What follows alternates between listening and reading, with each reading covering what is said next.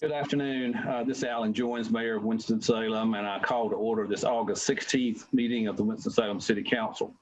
And pursuant to the policy and procedures adopted by the City Council relative to virtual meetings, I've determined that it's not feasible for the City Council and I to meet together physically. Therefore, all council members will be participating virtually.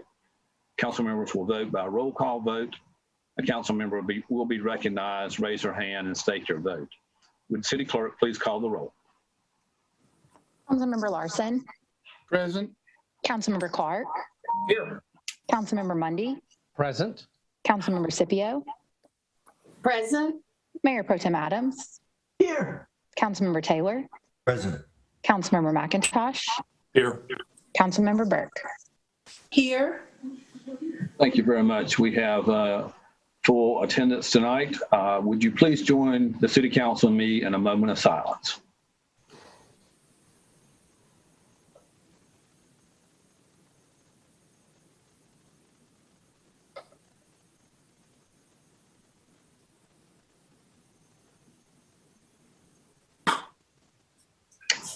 Thank you very much.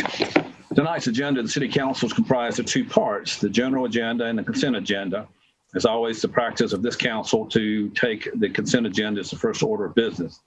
Items on this agenda have been unanimously recommended by a committee of the City Council or are being submitted in accordance with established city policy.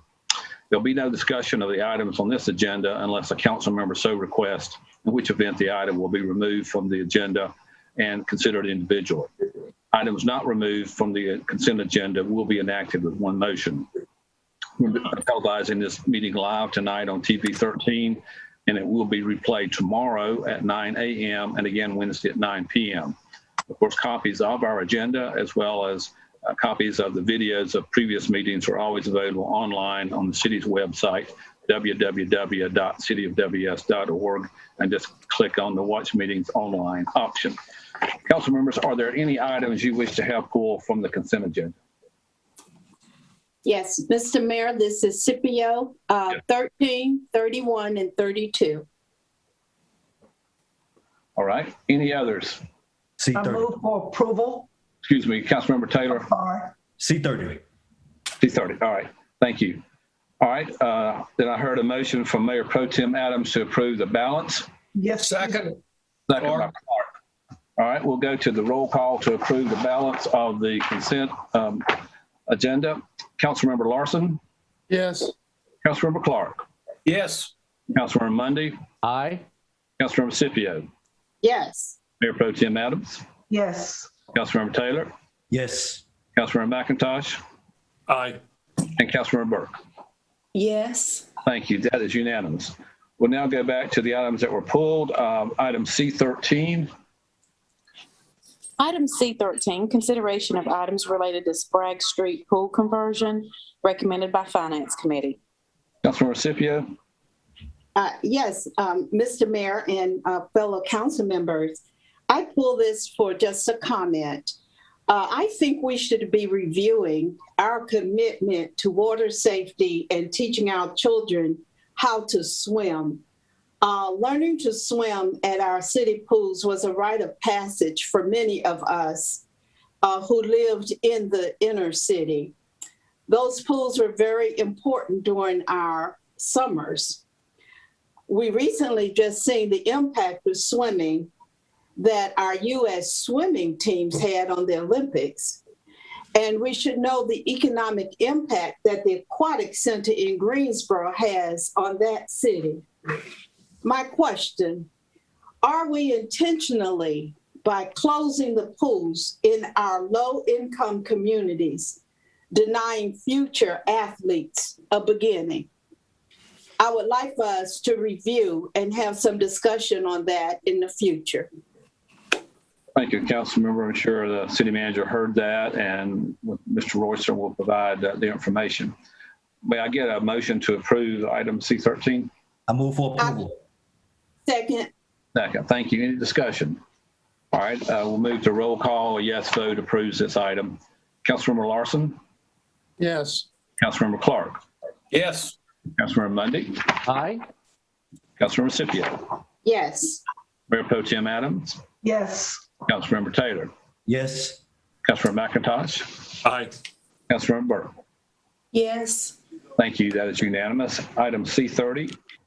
Item C30, resolution approving naming Quarry Park in honor of Timothy A. Grant, recommended by Community Development Housing General Government Committee. Councilmember Taylor. Thank you, Mayor, members of the council. As you heard, this item approves the naming rights to Quarry Park for Mr. Tim Grant, who is a former Parks and Recs director. Just want to take a moment and say, Mr. Grant, thank you for your service to the Winston-Salem community. We are better off as a city because you came through, and particularly the Parks and Recs department. So we honor you with this honor. We thank you for your service. And Mayor, members of the council, I know Mr. Grant won't mind sharing the spotlight. There are two other gentlemen who are on the agenda today. I just want to say congratulations, if approved, to Larry Womble on his honor at Evergreen Cemetery, and also on the legendary Bill Hayes on his honor, which I know Councilman Recipio is excited to speak about. Tallahassee has Bobby Bowden, Durham has Coach K, and Winston-Salem has the legendary Bill Hayes. Thank you, sir, for your service. It's been an honor to watch it up front and to see it happen. You've touched so many lives. So you three gentlemen, we honor you today. So Mayor, members of the council, I move for approval of item C30. Thank you. Is there a second? Thank you. Any further discussion? Thank you. A yes vote approves the renaming of Quarry Park in honor of Mr. Tim Grant. Councilmember Larson. Yes. Councilmember Clark. Yes. Councilmember Mundy. Aye. Councilmember Scipio. Yes. Mayor Pro Tem Adams. Yes. Councilmember Taylor. Yes. Councilmember McIntosh. Aye. Councilmember Burke. Yes. Thank you. That's unanimous. Item C31. Item C31, resolution naming the football field at Bowman Gray Stadium after William Bill Hayes, recommended by Community Development Housing and General Government Committee. Councilmember Scipio. Yes, Mr. Mayor, can we, my comments apply to both 31 and 32, so if Just we can. combine the two and let you make a motion on both of them when you're ready. Okay, thank you, sir. We don't always have the honor of having living legends among us. It's a true blessing for our city. And we don't always take the time to recognize those legends while they are living. These two recognitions of Coach Hayes, it's just a wonderful thing for us to do. One, naming the football field at Bowman Gray Stadium after him. And secondly, having a statue installed at the field house. Coach Hayes deserves this so much. He's given so much to our community and to other communities where he has coached. His career started at Paisley High School, and he moved on to the ACC, where he became the first African-American coach in that conference. He spent many years coaching at WSSU and North Carolina Central, and his record is phenomenal. He holds the most career victories as a head football coach in the state of North Carolina. So it's with great pleasure that I support the naming of the field and the installation of a statue for Coach Bill Hayes, one of our Winston-Salem living legends. And with that, Mr. Mayor, I move for approval of C31 and C32. Wonderful. Is there a second? Second, Burke. Thank you, Councilmember Burke. Any discussion? Wonderful. So a yes vote on this approves the naming of the football field and installation of the statue for Coach Hayes. Councilmember Larson. Yes. Councilmember Clark. Yes. Councilmember Mundy. Aye. Councilmember Scipio. Yes. Mayor Pro Tem Adams. Yes. Councilmember Taylor. Yes. Councilmember McIntosh. Aye. Councilmember Burke. Yes. Wonderful. That is unanimous. Thank you all very much. So we'll now move to the general agenda, which is comprised of the following items. There's an item approving financial assistance to Project Health. There's a street closing petition, an item relating to a non-discrimination ordinance, an item accepting the American Rescue Plan Act funds, the public comment period, and a closed session. The financial assistance item and the street closing items are listed for public hearings. When these public hearings are called, persons who would like to speak will be called upon, at which time we would request that you give your name and address for the record and limit your remarks to 3 minutes. If no one wishes to speak, I'll close the public hearing and the City Council will consider the item. We'll point out that written comments were accepted on the public hearing items for 24 hours prior to the start of this meeting. As you know, the public comment period is a time set aside once per month by the City Council and myself for citizens to voice their opinions on matters that are germane to city government. When the virtual comment period is called, each speaker will be given 3 minutes, and the comment period will be limited to a total of 30 minutes. Ms. Kinney, would you read the first item, please? Item G1, public hearing on resolution approving financial assistance to Project Health pursuant to North Carolina General Statute 158-7.1. This item was continued from the May 3rd, June 21st, and August 2nd, 2021 City Council meetings. Thank you. Before we go to the public hearing, I'd like to ask Mr. Ken Millet to just briefly review this project and the implications for the city of Winston-Salem. Mr. Millet? Great. Thank you, Mayor Joins. Good evening to you, Mayor Pro Tem Adams, and members of City Council. You may remember that this item was discussed back in April during Finance Committee.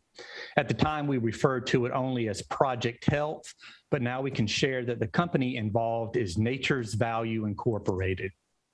Nature's Value is a leading contract manufacturer of vitamins and nutritional supplements.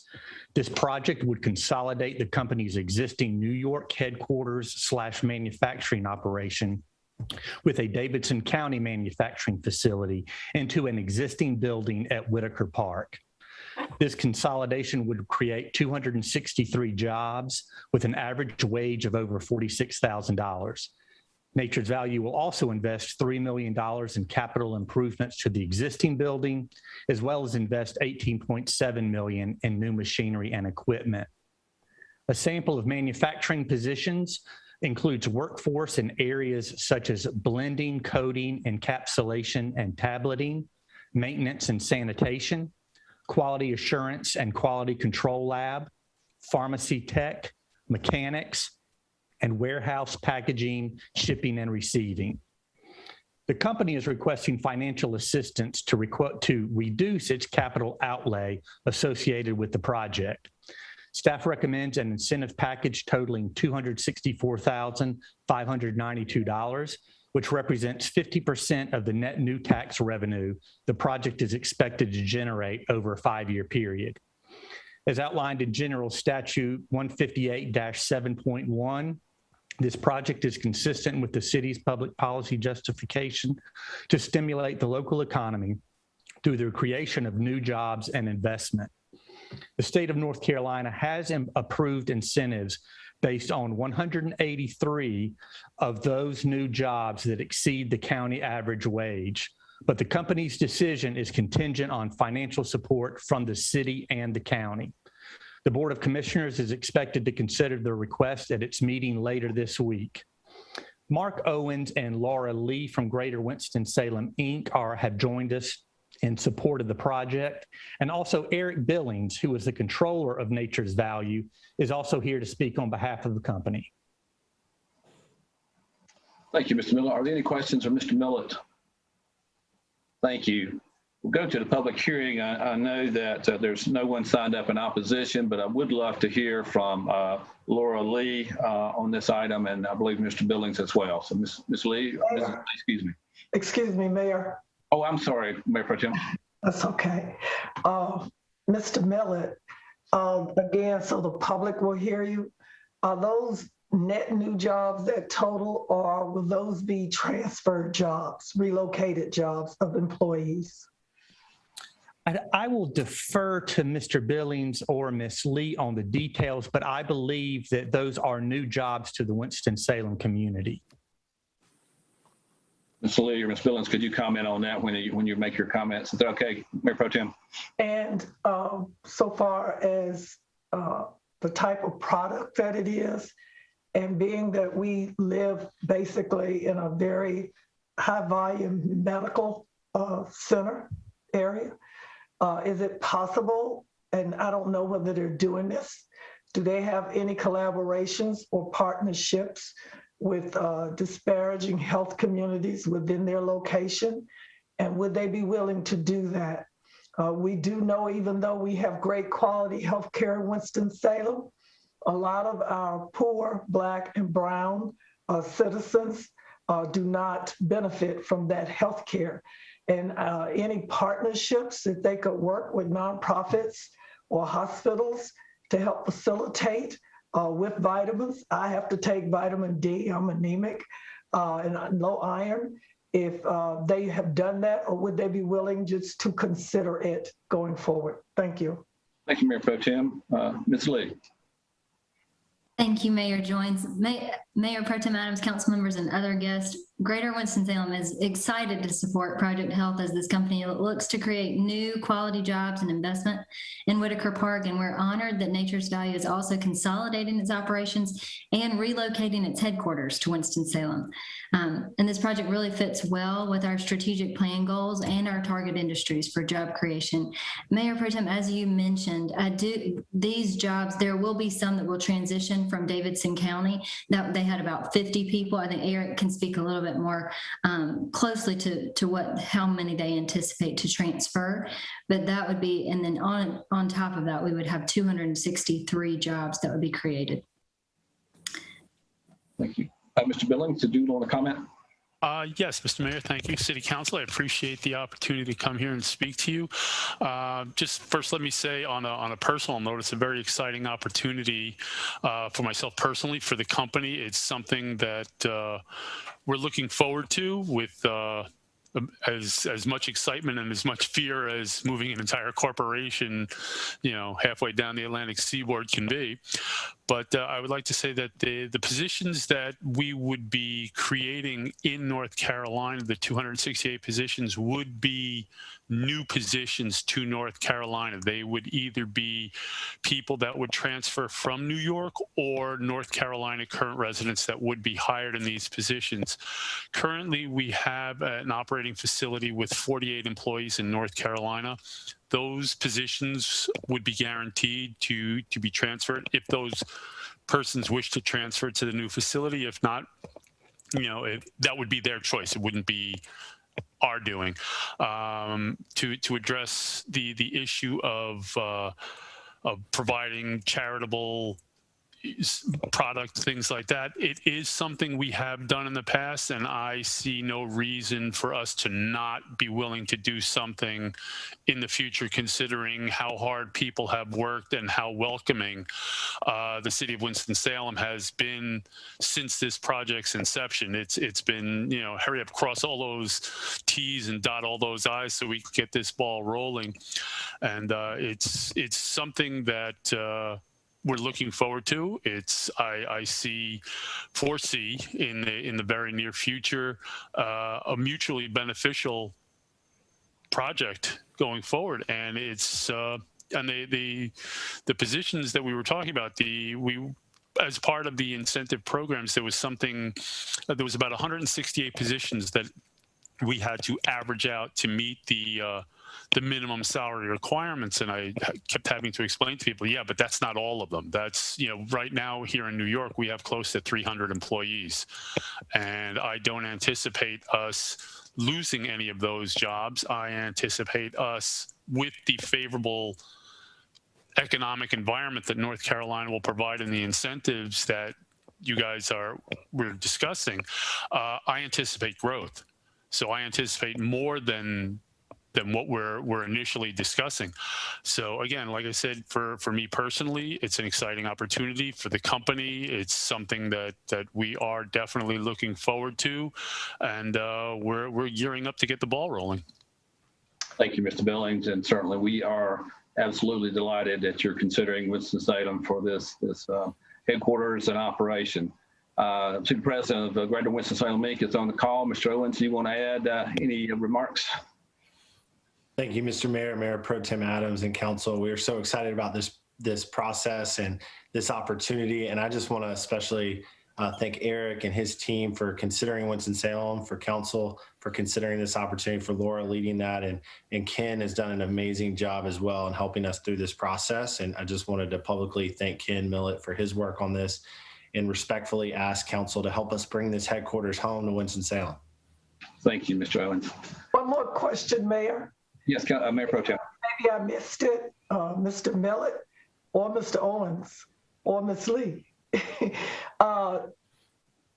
Did we know at this point what the state is going to partner with this organization? Has it been said? Yes, they've acted. Ken, you want to cover that? The state has approved incentives that I believe are tied to the job creation figures with the company. I'll ask Ms. Lee to help me with the number. I know it is around $2 million that was approved by the state. Ms. Lee? Thank you, Mayor. Yes, Job Development Investment Grant Agreement, and that's $1.954 million that they'll pay out over a 12-year period. Thank you. All right. Thank you all very much. Without objection, I'll call on our Finance Committee Chair, Councilmember Clark, for a motion if he's ready. Thank you, Mayor. With great enthusiasm, I move approval of this item. Thank you. Second, Scipio. Thank you, Councilmember Scipio. Any further discussion? All right, thank you. A yes vote approves the incentive package for Project Health, which is Nature's Value. Councilmember Larson. Yes. Councilmember Clark. Yes. Councilmember Mundy. Aye. Councilmember Scipio. Yes. Mayor Pro Tem Adams. Yes. Councilmember Taylor. Yes. Councilmember McIntosh. Yes. Councilmember Burke. Yes. Thank you all very much. That is unanimous. Mr. Billings, we can't wait for you to get here. Excuse me, Councilmember McIntosh. Yeah, I just wanted I've to already say, started packing. I just want to say to Mr. Billings, as a fellow relocated Yankee, don't be afraid that you won't be able to find good bagels or good pizza here in Winston-Salem. We have both. They're not Long Island bagels or Long Island pizza, but they're awfully good. Well, I'll still have family up here, so FedEx brings them overnight, so we should be good. Thank you very much. Thank you. Go to item G2, please. Mayor? Oh, I'm sorry. Yes, I would hope that Mr. Owens, Ms. Lee, and Mr. Billings engage a very vigorous marketing communication of when they post the jobs and the skills, and make sure that our community and citizens know when the hiring is taking place and whoever that they're working with. So some people can possibly, they may have to go re-up on some training, but we need to make sure we give the citizens an opportunity since we're using their tax dollars. We would be very thankful for that. Oh, I couldn't agree more. The wider we cast the net, the better fish we catch. So it is our intention to hire as many top qualified people, and with some of the incentive programs that were being discussed, additional training, additional formal education through the community college, that has been a very important part and a very useful tool that we can use to not only improve our company, but improve our new community that we intend to embrace, and that has, quite frankly, embraced us wholeheartedly by obviously a unanimous decision by the city council. And I thank you for that. Thank you, Mr. Billings. Thank you, everyone. All right, we'll go to item G2, please. Item G2, public hearing on a petition to close and abandon a portion of Sherwood Drive and notice to all persons interested in the closing thereof. Petition of Sara Barber, recommended by Public Works Committee. Thank you. As I understand it, no one has signed up in opposition to this street closing. Therefore, I'll close the public hearing and would recognize the chairman of the Public Works Committee, Councilmember McIntosh. Thank you, Mayor. I would move approval of item G2. Second. Thank you. And this is in Councilmember Larson's ward, obviously. Any discussion of this item? Thank you. Okay, a yes vote approves the closing of the street. Councilmember Larson. Yes. Councilmember Clark. Yes. Councilmember Mundy. Aye. Councilmember Scipio. Yes. Mayor Pro Tem Adams. Yes. Councilmember Taylor. Yes. Councilmember McIntosh. Aye. And Councilmember Burke. Yes. Thank you. That is unanimous. Thank you very much. We'll go to item G3. Item G3, consideration of items relating to non-discrimination ordinances recommended by Community Development Housing General Government Committee with 3 in favor and 1 abstaining. Thank you. Wonder if it might be good if I asked our city attorney, Attorney Carmen, if she might just comment briefly on the substance of this ordinance.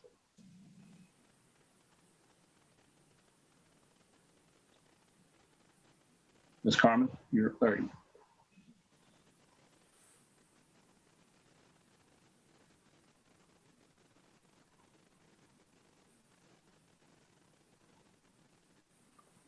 Carmen, we can't hear you.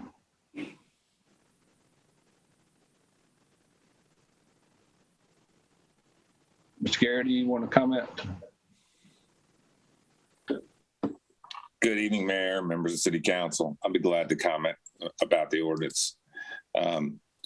This is a really important ordinance that the city is about to adopt.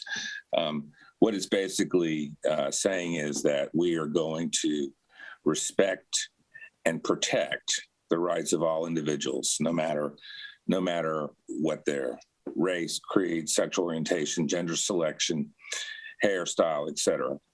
And that we're not going to tolerate, the city council's policy will be that we won't tolerate any kind of discrimination in employment, in public accommodations. So that would include going to a restaurant, being discriminated at, going to your not being hired or being discriminated with in your workplace.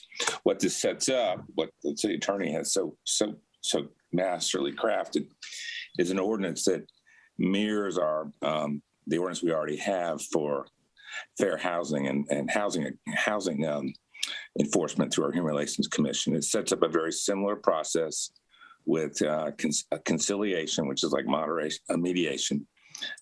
When individuals file complaints, it allows it to be investigated by the Human Relations Commission, and hopefully through both a lot of outreach and publicity, we will limit the number of cases, because people will know that's not a good thing in this community. But if we do have cases, we'll go through that process, and if we're unable to resolve it successfully through Attorney Abraha's office, then it would end up back in the city attorney's office to go to the court system. We do recommend that we hire 2 additional staff people, one for outreach and one for mediation as we go forward. It's hard to know for sure how much the impact's going to be, but I'm looking forward for the implementation of this ordinance. Thank you, Mr. Garrity. Is there anything else we need to add on that, Ms. Carmen? Mr. Mayor? Yes, Mayor Pro Tem. The city manager did a great job, but I think it is so important that we are able to hear from our city attorney. I don't understand what the audio issues are. As he said, she has worked on this closely with a lot of collaboration of different groups, those affected, along with Councilmember Mundy and myself, as well as Attorney Abraham. One thing I need to understand, and it is Meredith on the meeting? Yes. Meredith, is there a slideshow also that went with this? Isn't that there? Okay. No, ma'am. Good evening, Mayor Pro Tem. There is no slideshow with this, although the city attorney did prepare a matrix and chart of items. I can pull that up. 1 second. Attorney Carmen, are you able to be heard yet? Okay, Angela. Good afternoon, Mayor Pro Tem Adams, and council members. I apologize for the audio difficulties. If I may, can I just make a few points about the ordinance, and I'll be happy to answer any questions. Go ahead, Ms. Carmen. Can you hear me? Yes. Okay. One of the first things I wanted to say is that if you look at the ordinance, and if you look in particular at the chart regarding the non-discrimination and public accommodations, for ordinance and the non-discrimination employment ordinance, you'll see at the very beginning in the chart that both ordinances cite the city's police power and licensing authority as the basis for both ordinances.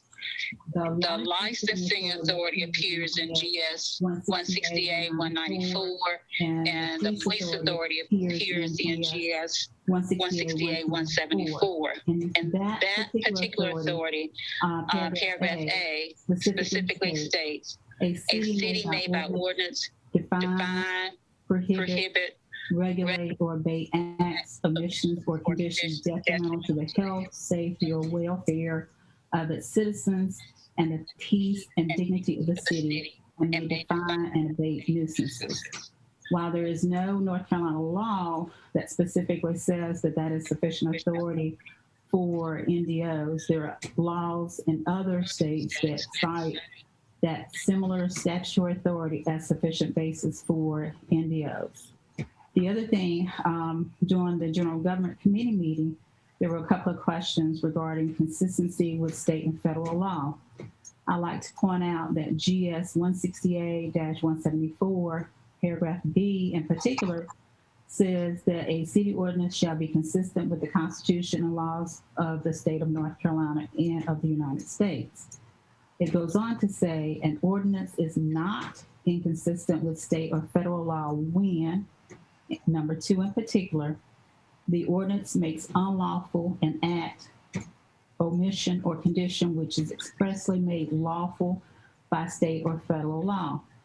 There was some concern expressed by the fact that the city code, both the employment ordinance and the public accommodation ordinance, provides protected categories or an expanded list of protected categories that is more expansive than that provided in the state or federal law.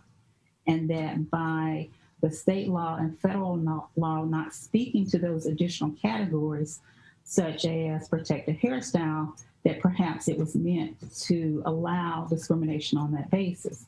But this particular provision says that it is not consistent with state or federal law when an ordinance makes unlawful an act, omission, or condition which is expressly made lawful by the state. And the state has not expressly made lawful that type of discrimination. It has just not addressed discrimination on the basis of protected hairstyles and a few categories that are set forth in the city ordinance. So I don't think that the draft city ordinance for public accommodations or employment is inconsistent with state or federal law.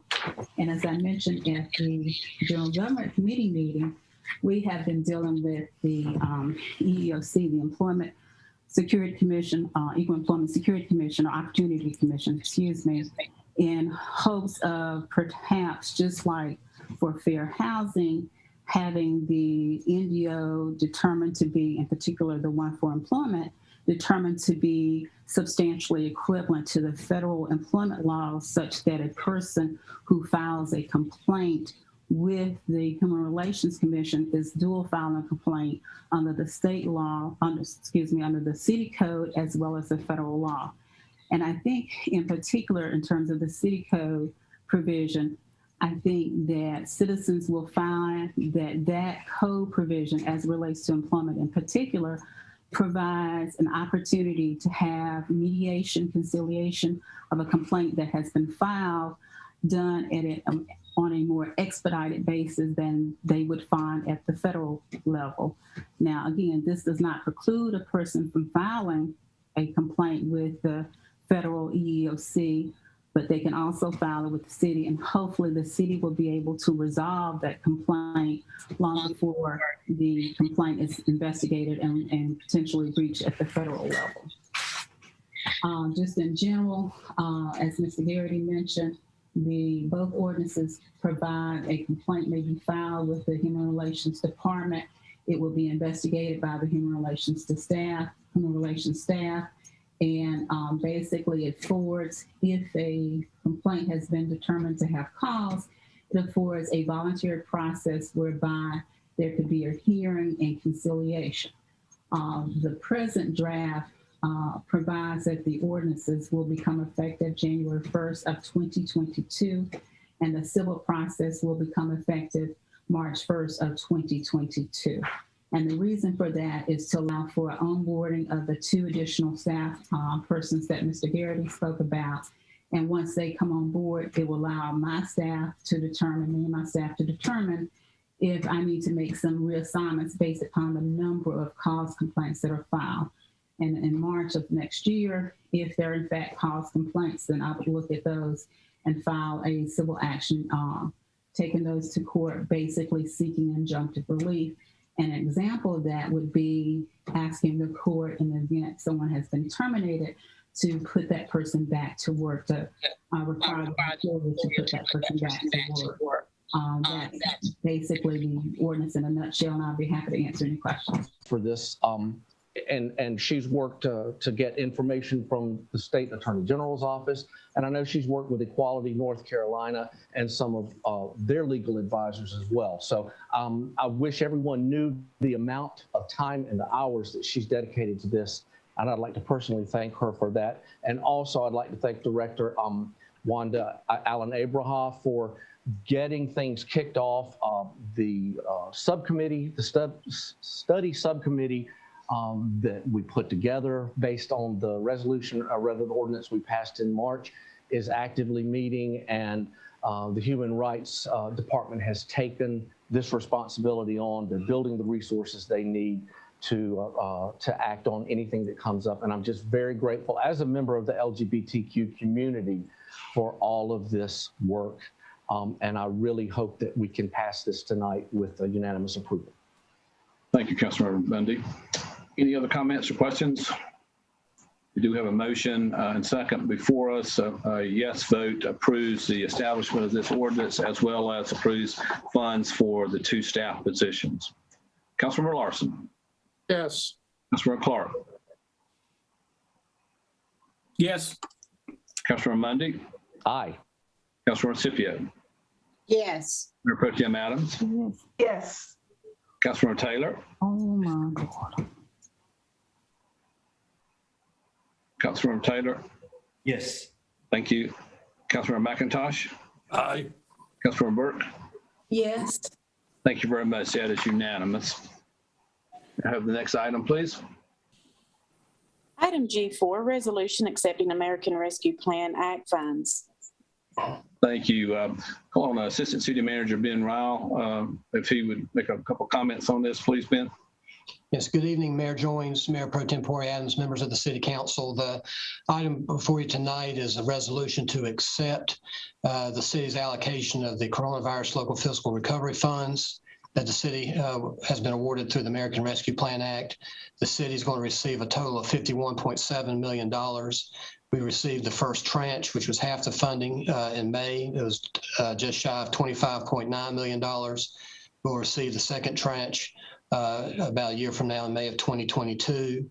We have until December 31st of 2024 to obligate the funds, and then December 31st, 2026 to spend the funds. So the item tonight is to formally accept the funds, and then to delegate responsibility for administering the funds to certain key staff.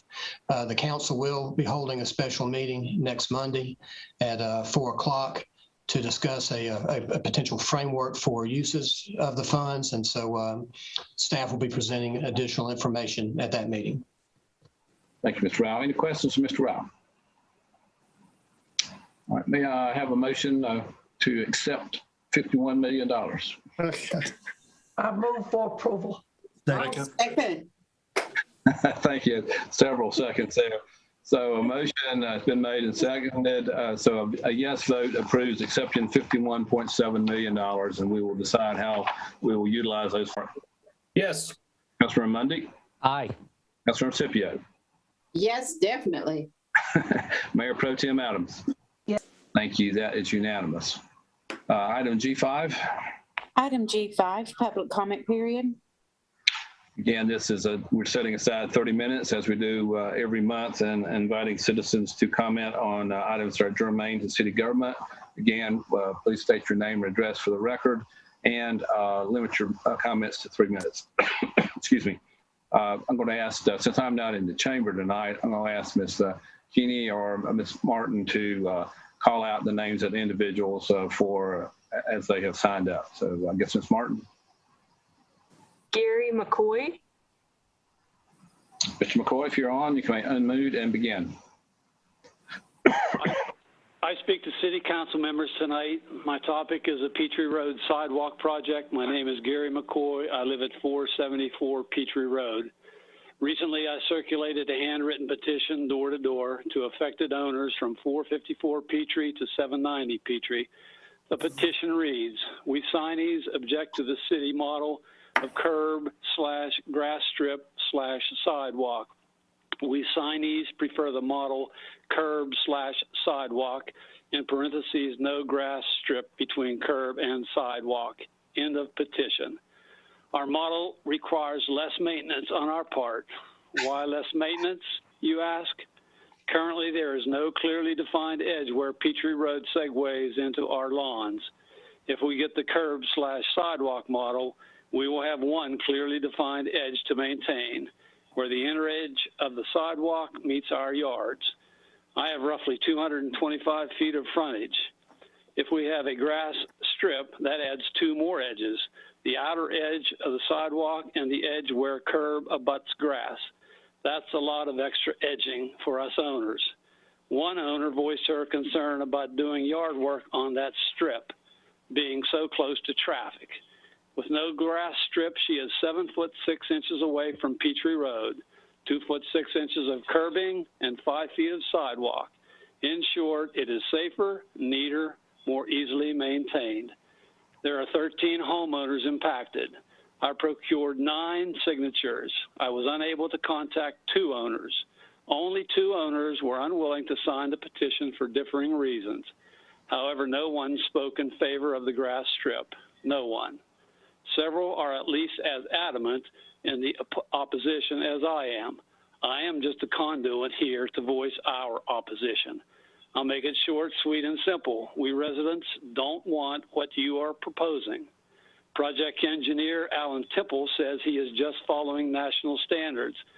I say this isn't a national issue. It is a local issue affecting we locals.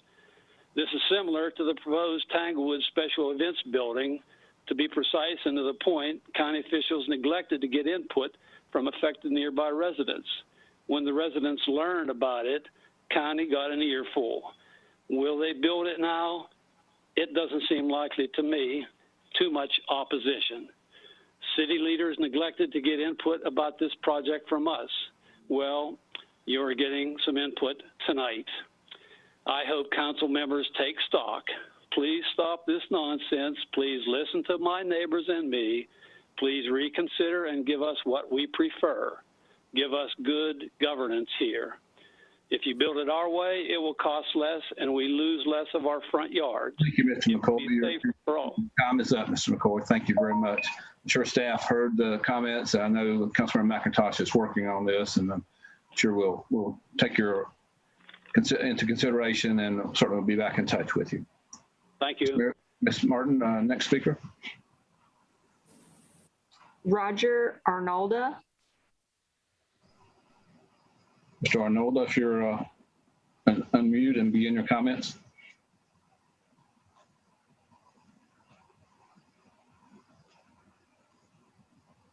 Roger Arnolda.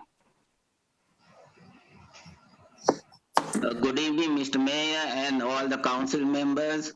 I support Mr. Gary McCoy in this request about this grass patch. I am totally against it.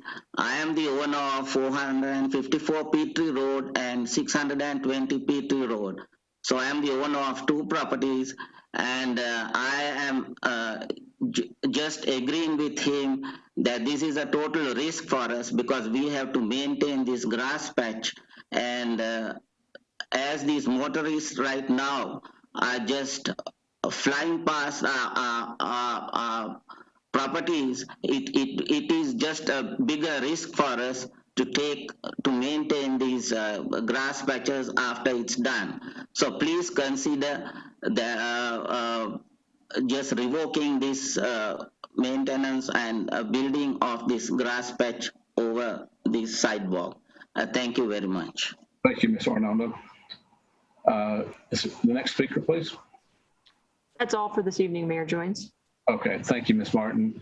I'll therefore close the public comment period. And we do have a need, council members, as you know, to go into a closed session regarding affordable housing. In that regard, I'll recognize Mayor Pro Tem Adams for a motion, if she would, please. Thank you, Mayor. I move that the Winston-Salem City Council go into closed session pursuant to 1 N.C.G.S. 143318, 11A5, to provide instructions to staff in negotiating the purchase price and other material contract terms for the purchase for affordable housing purposes of properties owned by A. Elsie Heggie Kinney, PIN number 6823-748313, located at 0 Peters Creek Parkway, and B. Ogden Investments Incorporated, PIN number 6833-181869, located at 412 Elmwood Drive. Second. And 2, North Carolina General Assembly 143-318-11A3, to consult with and provide direction to the city attorney and to protect attorney-client privilege. Now I second. Now, seconds. Any discussion?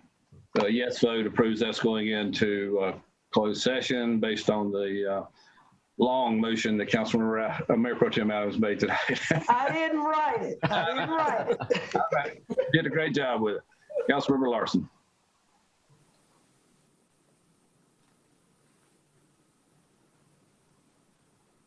Yes. Thank you. Councilmember Clark. Yes. Councilmember Mundy. Aye. Councilmember Scipio. Yes. Mayor Pro Tem Adams. Yes. Councilmember Taylor. Yes. Councilmember McIntosh. Aye. Councilmember Burke. Yes. Thank you. We will now move to a closed session.